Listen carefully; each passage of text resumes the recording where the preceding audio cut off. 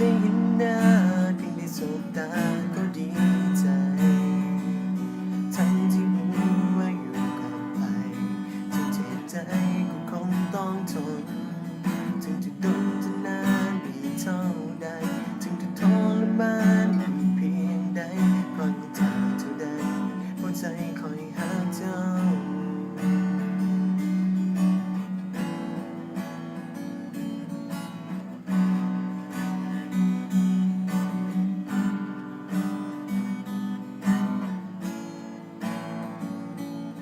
ทุกคืนวันเพียงแต่ส่งหาอยากเห็นหน้าทุกวัน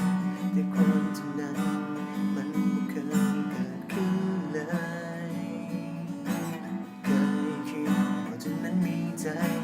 เคยคิดว่าจะบ่มีภัยถึงจะเป็นอย่างใดก็ขอเพียงเท่านี้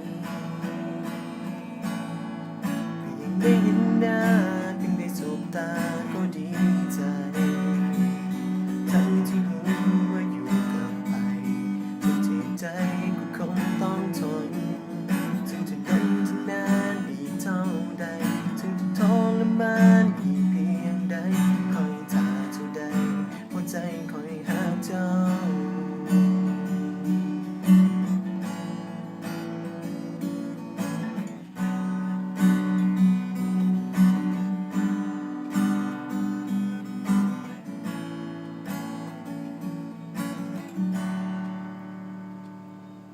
เพียงได้เห็นหน้าเพียงได้สบตาก็พอใจทั้งที่รู้ว่าอยู่กับใคร